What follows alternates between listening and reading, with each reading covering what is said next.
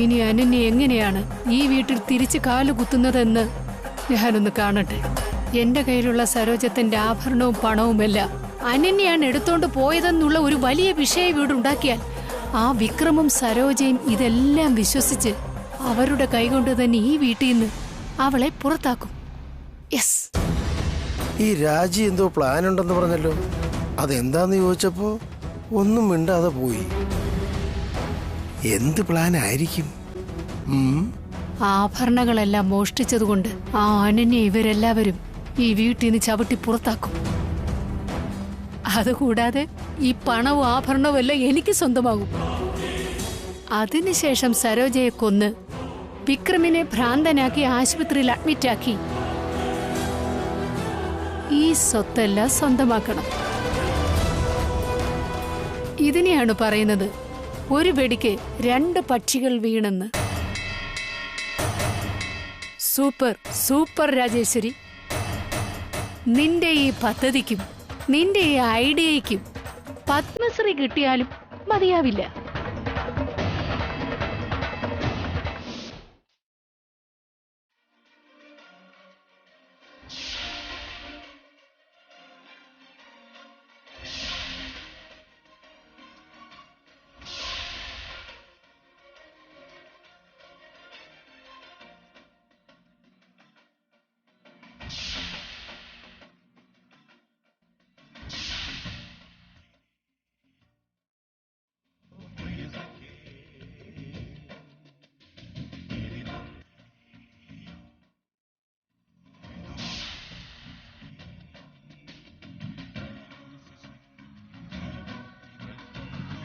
ഭഗവാനെ, എന്താ ഇത്?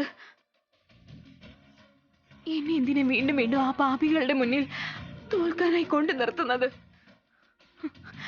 ആ പാപികൾ എന്നെ നശിപ്പിക്കാനാണ് ശ്രമിക്കുന്നത്. എന്റെ കൈവശമുള്ള ശക്തി ഉപയോഗിച്ച് എനിക്ക് എന്നെ സംരക്ഷിക്കാനാവുന്നില്ല.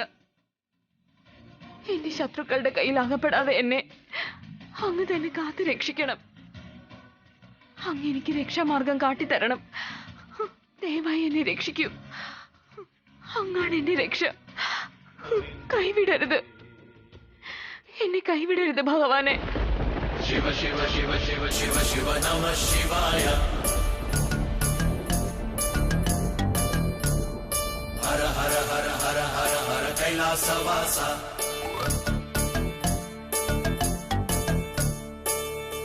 ധിമി ധിമി ധിമി ധിമി ധിമി ധിമി ധിമി ധിമി.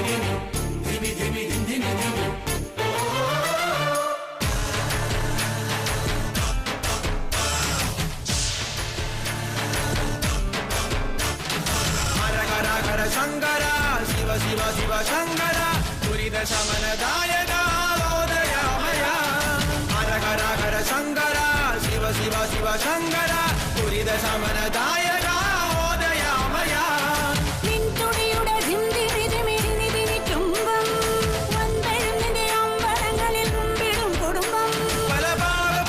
ജീവിതത്തിന് മോക്ഷമോ തരണേ, എന്റെ പ്രാണസങ്കട പ്രാർത്ഥനയുടെ പാട്ടും കേൾക്കണമേ.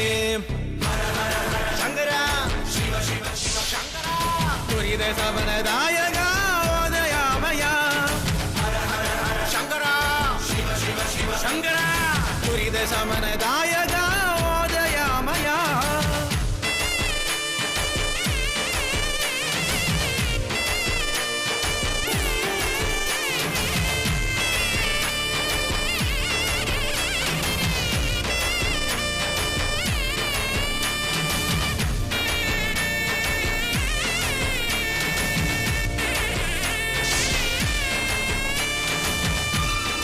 വാടി നാഗകന്യകെ, നിനക്ക് വരാൻ എന്താ ഇത്ര താമസം?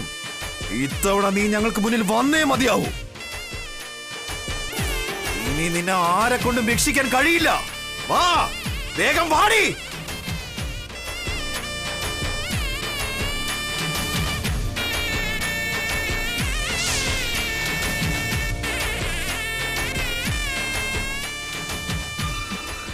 നീ എന്നെ വരുത്താൻ നോക്കുകയാണോ? നിന്റെ ദുഷ്ടശക്തി ഉപയോഗിച്ച് എന്നെ അടിമയാക്കാൻ ശ്രമിക്കുകയാണല്ലേ? നീ ഇനി എത്രയൊക്കെ ശ്രമിച്ചാലും എന്നെ നിനക്ക് അടിമയാക്കാൻ പറ്റില്ല. ജയ് മഹാകാല.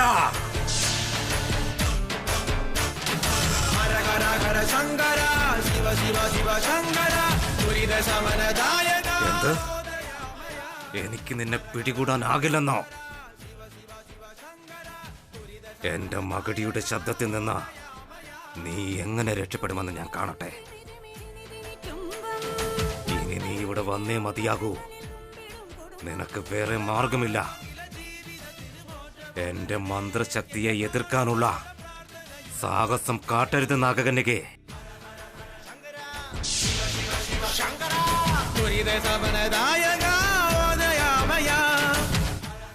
ദൈവശക്തി എതിർക്കുന്നവനാണ് നീ. ഞങ്ങളുടെ സ്വത്തായ നാഗമാണിക്യം സ്വന്തമാക്കി എന്റെ മാതാപിതാക്കളെ കൊന്നതും കൂടാതെ ഇപ്പൊ എന്നെയും കൊല്ലാൻ ശ്രമിക്കുകയാണോ നീ? വിടില്ല ഞാൻ. നിന്നെ വെറുതെ വിടുമെന്ന് കരുതണ്ട. നിന്റെ മരണമെന്ന് തീരുമാനിക്കപ്പെട്ടു കഴിഞ്ഞു. ഇത്രയും നാളും നീ എന്റെ എല്ലാ ശ്രമങ്ങളെയും പരാജയപ്പെടുത്തിയിരിക്കാം. പക്ഷേ എന്റെ ഈ മകുടിയിൽ നിന്ന് നിനക്ക് രക്ഷപ്പെടാനാകില്ല. വാ, നീ വരുന്നത് വരെ എന്റെ ഈ മകുടിയുടെ ശബ്ദം നിലക്കില്ല നാഗകന്യകേ. വാ.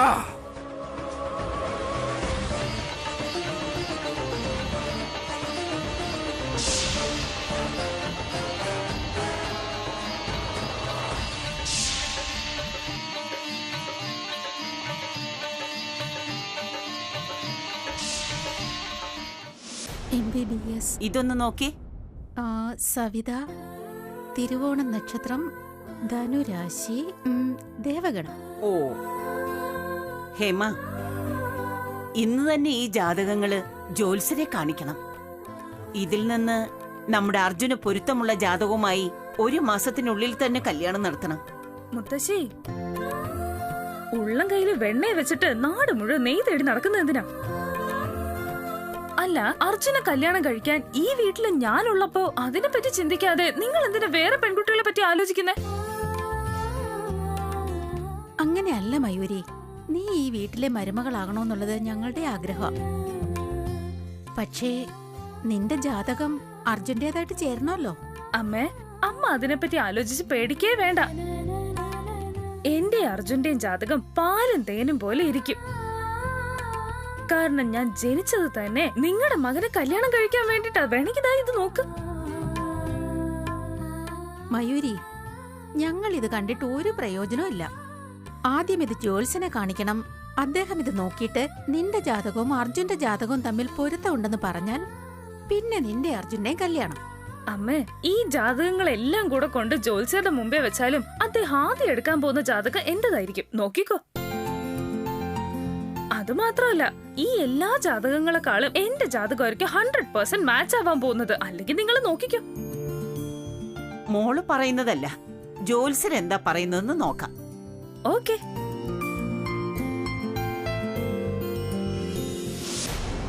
ഇപ്പൊ എന്ത് സംഭവിച്ചിട്ടാ ഇങ്ങനെ അന്യോന്യം നോക്കിക്കൊണ്ട് നിൽക്കുന്നേ? ഞാൻ ദത്തെടുക്കേണ്ടെന്ന് പറഞ്ഞതാണ്, പക്ഷെ എന്റെ വാക്ക് ആരും കേട്ടില്ല. എന്നിട്ടിപ്പോ എന്ത് പറ്റി? അതുകൊണ്ടാ മുതിർന്നവർ പറയുന്നത് കേൾക്കണമെന്ന് പറയുന്നത്. അമ്മേ, അന്നൻ ഇപ്പൊ എന്ത് കേട്ട അമ്മ ഇപ്പൊ അവളെ ഇങ്ങനെയൊക്കെ പറയുന്നേ?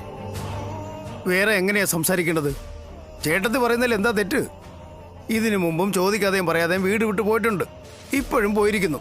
ഇങ്ങനെ ചോദിക്കാതെയും പറയാതെയും വീണ്ടും വീണ്ടും വീട് വിട്ടു പോയാൽ പുറത്തു പോയി ഇവൾ എങ്ങനെയുള്ള ആളുകളുമായിട്ടാണ് സഹകരിക്കുന്നതെന്ന് നമുക്ക് എങ്ങനെ അറിയാൻ പറ്റും? ചെറിയച്ഛൻ എന്തായി പറഞ്ഞു വരുന്നത്? Simple Vikram, very simple. അവള് കടന്നു വന്ന വഴിയെപ്പറ്റി ആലോചിക്കുമ്പോ ആ വഴികളിൽ അവളെ സംശയിക്കേണ്ടിയിരിക്കുന്നു. അവൾ ഏതോ തെറ്റായ ആളുകളുമായിട്ടാണ് കൂട്ടുകൂടുന്നതെന്ന്.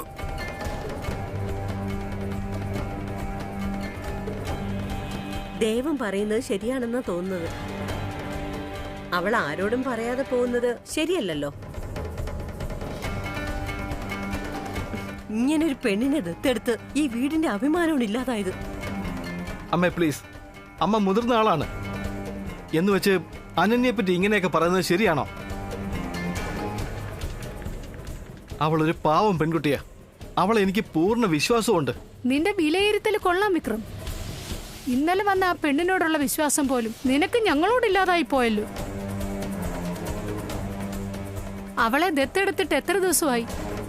നിങ്ങൾക്ക് അവളോട് മകളെ പോലെ ഇത്രയധികം സ്നേഹവും വിശ്വാസവും ഉണ്ടെങ്കിൽ പിന്നെ അവൾ എങ്ങനെ നിങ്ങളെ പറ്റിക്കാതിരിക്കും? ചെറിയമ്മേ, അവൾ അങ്ങനെ പറ്റിക്കുന്ന ആളൊന്നും അല്ല. അനന്യ ശരിക്കും നല്ലൊരു പെൺകുട്ടിയാ. എന്തിനാ അവളെ അനാവശ്യമായി സംശയിച്ച് അവളുടെ മേലിങ്ങനെ വെറുതെ കുറ്റം ചുമത്തുന്നേ? സരോജ, രാജേശ്വരി പറയുന്നതിൽ എന്താ തെറ്റ്? നമ്മൾ എല്ലാവരും സംശയിക്കുന്നത് ശരിയാണെങ്കിലോ? നിങ്ങൾക്ക് രണ്ടുപേർക്ക് മകളെ പോലെയല്ലേ, അതുകൊണ്ട് അവളുടെ തെറ്റ് മനസ്സിലാവില്ല.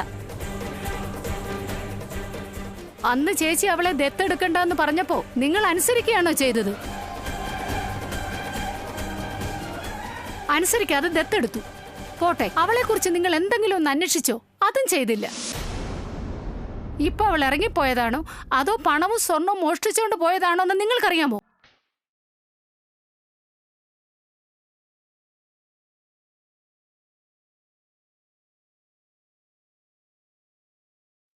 സരോജ, മകളാണെന്നുള്ള ധാരണയൊക്കെ വിട്ടിട്ട് ആദ്യം നിന്റെ പണവും സ്വർണവും ഒക്കെ ഇരിപ്പുണ്ടോ എന്ന് ചെന്ന് നോക്ക്.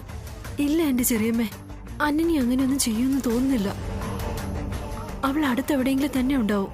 മുമ്പൊക്കെ അവൾ ക്ഷേത്രത്തിൽ പോകുമായിരുന്നില്ലേ, അതുപോലെ എവിടെയെങ്കിലും ആയിരിക്കും. അതെ, സരോജം പറയുന്നത് ശരിയാ. നിങ്ങളെല്ലാവരും ആവശ്യമില്ലാതെ ഇനി അനന്യെ സംശയിക്കണ്ട. അവളൊരു കള്ളിയല്ല, അങ്ങനെ ചെയ്യുന്ന കുട്ടിയല്ല. ഏത് മാളത്തിൽ ഏത് പാമ്പായിരിക്കുന്നെന്ന് ആർക്കെങ്കിലും അറിയാൻ പറ്റുമോ? ഏതായാലും ഒന്നുകൂടി ചെക്ക് ചെയ്ത് നോക്കുന്നത് നല്ലതാ. നമ്മുടെ സേഫ്റ്റി നമ്മൾ നോക്കണമല്ലോ. വിശ്വാസമൊക്കെ വേണം എന്ന് വെച്ച് കത്തി കൊടുത്തിട്ട് കഴുത്തിറക്കാൻ പറയുന്നത്ര ഇല്ല. ചെറിയച്ച, വെറുതെ എന്തിനാ അനന്യ ഇങ്ങനെ? സരോജ, ദേവൻ പറയുന്നത് പോലെ ചെക്ക് ചെയ്യുന്നോണ്ട് ഒരു കുഴപ്പമില്ല. വേഗം പോയി നോക്കിട്ട് വാ. ഞാനത് നോക്കില്ല. എനിക്ക് എന്റെ അനന്യമോളെ അത്രയ്ക്ക് വിശ്വാസം. സരോജ, ഞങ്ങൾ ഇത്രയും പറഞ്ഞതിന് ശേഷവും നീ നിന്റെ ഭർത്താവ് എന്തിനാ വാശി പിടിക്കുന്നത്? വാ നോക്കാം, വാ. അല്ല, കൂടെ വാ വിക്രം.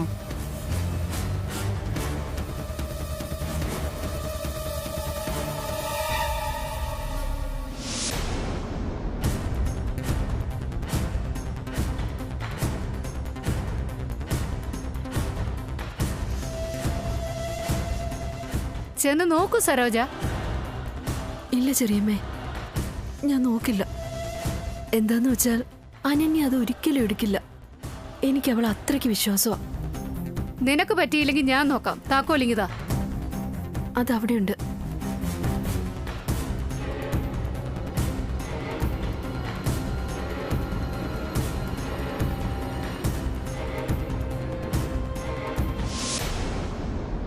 കണ്ടില്ലേ സരോജ, ആഭരണത്തിന്റെ ബോക്സ് പോലും തുറന്നിരിക്കുക. ഇതിലുണ്ടായിരുന്ന ആഭരണങ്ങളൊന്നും കാണാനില്ല. നോക്ക്, നന്നായി കണ്ണു തുറന്നു നോക്ക്. ഇനിയെങ്കിലും ഞാൻ പറയുന്നത് വിശ്വസിക്കോ?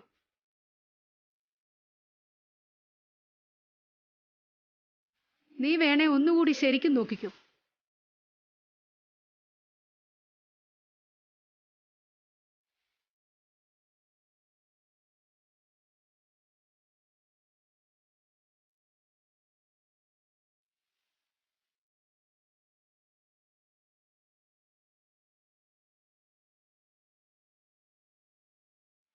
ഏട്ടാ, ആഭരണവും കുറച്ച് പണവും കാണാനില്ല.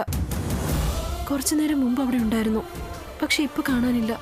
എന്താ സരോജി പറഞ്ഞേ? ശരിക്കും നോക്കിയോ? നോക്കി ഏട്ടാ, അവിടെ ഇല്ല. വരൂ, ഏട്ടൻ തന്നെ നോക്ക്.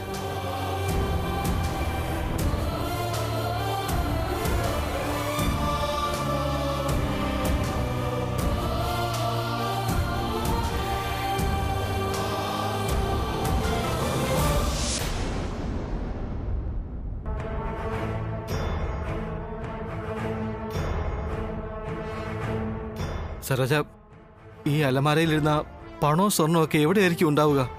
വേറെ എവിടെ ഉണ്ടാവാനാ? അനന്യ ഇപ്പോൾ വീട്ടിലില്ലെങ്കിൽ പിന്നെ അവള് തന്നെ എടുത്തോണ്ട് പോയിട്ടുണ്ടാവും. അതോ ഇനിയും നിങ്ങൾക്ക് രണ്ടാൾക്കും വിശ്വാസം ഇല്ലാന്നുണ്ടോ? അതോ അനന്യയാണ് മോഷ്ടിച്ചു എന്നതിന് സാക്ഷികളെ വല്ലവരും കൊണ്ടുവരണോ? അതേ ജ്യേഷ്ഠത്തി, രാജി പറയുന്നത് ശരിയായിരിക്കും. അവള് രാവിലെ മുതൽ ഈ വീട്ടിലില്ല, അതുകൊണ്ട് തീർച്ചയായും അവള് തന്നെ ആയിരിക്കും ചെയ്തിരിക്കുന്നത്. അത് മാത്രമല്ല, നമ്മുടെ വീട്ടിൽ അവളല്ലാതെ പുതിയതായിട്ട് വേറെ ആരും വന്നിട്ടുമില്ല. എനിക്കറിയായിരുന്നു ഇന്നല്ലെങ്കിൽ നാളെ അനന്യെ കൊണ്ട് എന്തായാലും ഒരു പ്രശ്നം ഉണ്ടാവുമെന്ന്. അത് ഇത്ര പെട്ടെന്ന് ഉണ്ടാകുമെന്ന് ഞാൻ ഒരിക്കലും പ്രതീക്ഷിച്ചില്ല. ആ തെരുവിൽ മോഷ്ടിക്കുന്നവളെ വീട്ടിൽ കൊണ്ടുവന്ന് നിർത്തിയാൽ ഇത് മാത്രമല്ല ഇതിനപ്പുറവും സംഭവിക്കും. അത് മാത്രമല്ല ഏട്ടത്തി, ഈ അനന്യെ വിക്രമും സരോജും ചേർന്ന് ഈ വീടിന്റെ അനന്തരാവകാശിയാക്കിയില്ലേ? അതിനുള്ള നന്ദി പോലും കാണിക്കാതെ ഈ വീട്ടിൽ നിന്ന് തന്നെ മോഷ്ടിച്ചോണ്ട് കടന്നുകളഞ്ഞിരിക്കുക ഇവരുടെ പുതിയ ദത്തപുത്രി. ചെറിയച്ച, അനന്യയെ പറ്റി ഇങ്ങനെയൊന്നും പറയണ്ട. അനന്യയെ പറ്റി എനിക്കും സരോജയ്ക്ക് നന്നായി അറിയാം. ഒരു പൂജാരിയുടെ വീട്ടിൽ വളർന്ന കുട്ടിയാ. ആ സംസ്കാരം ഒന്ന് വേറെ തന്നെയാ. അതുകൊണ്ട് അവൾ ഇങ്ങനെയൊന്നും ചെയ്യില്ല. അങ്ങനെയാണെങ്കിൽ ഈ അലമാരയിൽ ഉണ്ടായിരുന്ന ആഭരണവും പണവും ഒക്കെ എവിടെ പോയെന്നാ പറയുന്നേ? നീ പറയടാ, ഇവിടെ ഉണ്ടായിരുന്ന ആഭരണവും പണവും ഒക്കെ എവിടെ പോയി?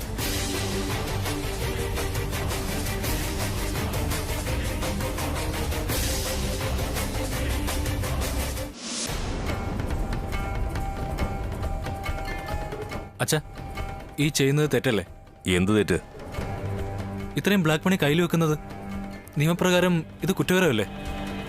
അതെ, പിടിച്ചാലത് കുറ്റം തന്നെയാ. ഇല്ലെങ്കിൽ കുഴപ്പമില്ല.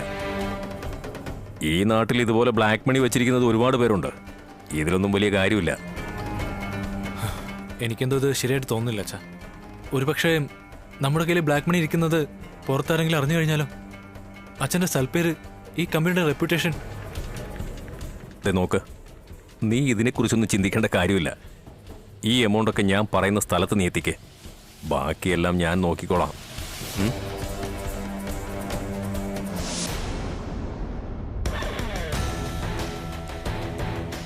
ആരാ നിങ്ങൾ? ഞങ്ങൾ എക്കണോമിക്കൽ ഡിപ്പാർട്ട്മെന്റിൽ നിന്ന് വന്നവരാണ്.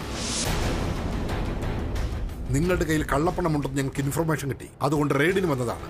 ദയവായി കോപ്പറേറ്റ് ചെയ്യൂ. അത് നിങ്ങളുടെ മൊബൈൽ, ഓഫീസ് കീ എല്ലാം തന്നെ തരാനാ പറഞ്ഞത്. അല്ല സർ, അത് പിന്നെ നിങ്ങളുടെ മൊബൈലിങ് തന്നെ. മിസ്റ്റർ, നിങ്ങളുടെ ചേംബർ അവിടെ. സർ, ആ ഭാഗത്തുള്ള ഓഫീസേഴ്സ് ഇവരുടെ ചേംബർ ചെക്ക് ചെയ്യൂ.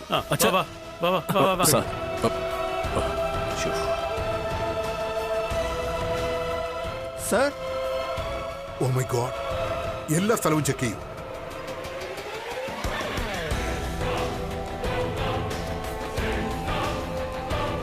സാർ, ഇവിടെ ഒരു സൂട്ട് കേസ് ഉണ്ട്. അതെടുക്ക്. അത് എന്താണെന്ന് ചെക്ക് ചെയ്യൂ.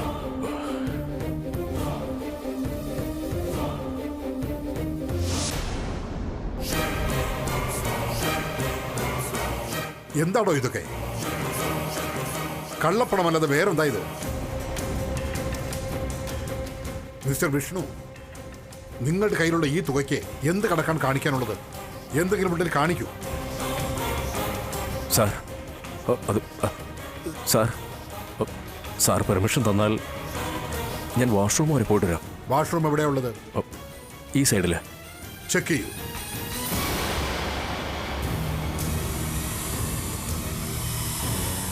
സാർ, കുഴപ്പമില്ല. ശരി, വെക്കോളൂ.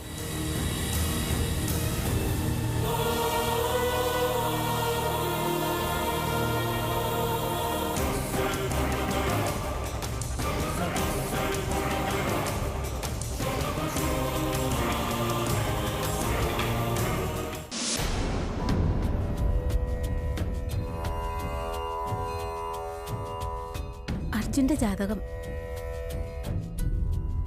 പെൺകുട്ടികളുടെ ജാതകം. ഓഹോ, ത്രിവേണിയമ്മ ഒരുപാട് അന്വേഷണം നടത്തിയെന്ന് തോന്നുന്നല്ലോ. അതെ, 2-3 വന്നിട്ടുണ്ട്. ഈ ജാതകങ്ങളിൽ അർജുന്റെ ജാതകവുമായി പൊരുത്തമുള്ളത് ഒന്ന് നോക്കി പറയണം. ആയിക്കോട്ടെ. ജ്യോത്സരെ, ഇത് അമ്മായിയുടെ ചേട്ടത്തിയുടെ കൊച്ചുമകളുടെ ജാതകമാണ്. ഈ ജാതകവും നമ്മുടെ അർജുന്റെ ജാതകവും തമ്മിൽ പൊരുത്തമുണ്ടോന്ന് നോക്കണം. ജാതകപ്പൊരുത്തം ഉണ്ടെങ്കിൽ എത്രയും വേഗം രണ്ടുപേരുടെയും കല്യാണം ഞങ്ങൾ നടത്താം. ശരി, ഞാൻ നോക്കട്ടെ.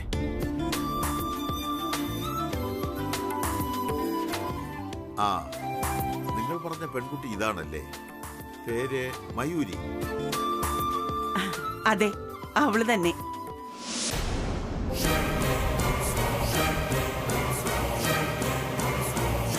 പല്ലി,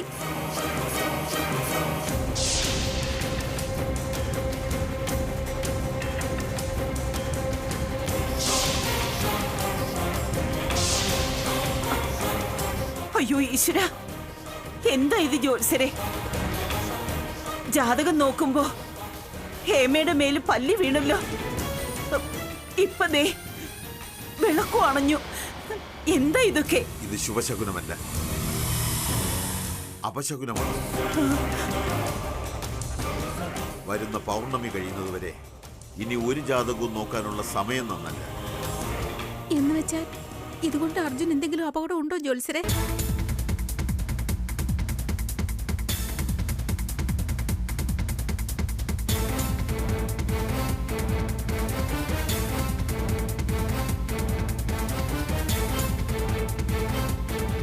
അതെ അതെ, നിങ്ങളുടെ മകന്റെ ജാതകത്തിലുള്ള നാഗദോഷത്തിന്റെ സമയം അടുത്തു വരുന്നതുകൊണ്ട് ഇതുപോലുള്ള ശകുനങ്ങൾ ഉണ്ടാകാം. എത്രത്തോളം അവനെ രക്ഷിക്കാനാകുമെന്ന് ശ്രമിക്കുക. അല്ലെന്നുണ്ടെങ്കിൽ അർജുനെ നിങ്ങൾക്ക് എന്നേക്കുമായി നഷ്ടപ്പെട്ടിരിക്കും. അവൻ ഇന്ന ദിവസം അപകടം ഉണ്ടാകുമെന്ന് ഉറപ്പു പറയാനാവില്ല. പക്ഷേ ഈ 1.5 മാസക്കാലം ഓരോരോ നിമിഷവും അവൻ അപകടം നിറഞ്ഞത് തന്നെയാണ്. എന്തെങ്കിലും പരിഹാരം ഉണ്ടോ ജോത്സരെ? അങ്ങനെ ഒരു പരിഹാരവും കാണുന്നില്ല. പക്ഷേ ഇതിനൊരു മാർഗം ഞാൻ പറഞ്ഞു തരാം. യാതൊരു കാരണവശാലും അവൻ ഒറ്റയ്ക്ക് പുറത്തു പോകരുത്. അവനോടൊപ്പം നിങ്ങൾ ആരെങ്കിലും അയക്കണം. അയ്യോ, അതിനവൻ സമ്മതിക്കുമെന്ന് തോന്നുന്നില്ല ജോത്സരെ. ഇതിനു മുൻപ് ഒരു തവണ ഞങ്ങൾ ഈ കാര്യം അവനോട് സംസാരിച്ചതാ. അതിനവൻ ഇങ്ങനെയൊക്കെ ചെയ്താ ഇനി കല്യാണം കഴിക്കില്ല എന്ന് പറഞ്ഞു. ദേ നോക്കൂ, അവനങ്ങനെ പറഞ്ഞു എന്ന് കരുതി നിങ്ങൾ മിണ്ടാതിരുന്നാൽ പിന്നെ അവന്റെ ജീവൻ രക്ഷിക്കാനാവില്ല. അവനോടൊപ്പം ആരെങ്കിലും ഒരാളെ നിങ്ങൾ ഏർപ്പാടാക്കിയേ പറ്റൂ. അതല്ലാതെ നിങ്ങൾക്ക് വേറെ മാർഗമില്ല.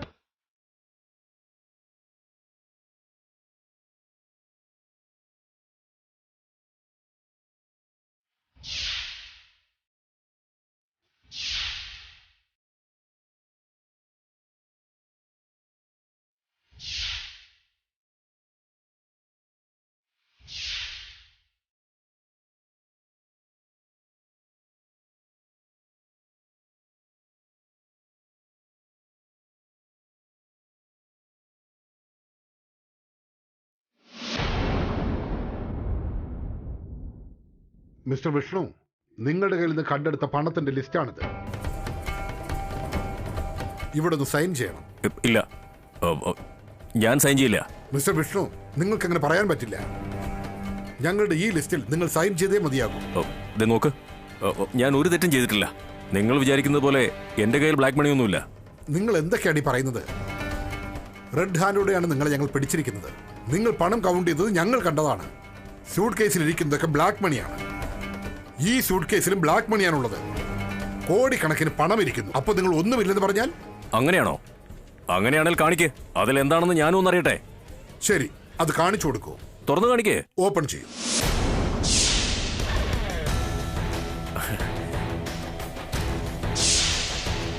ഇതുകൂടി ഓപ്പൺ ചെയ്യേ.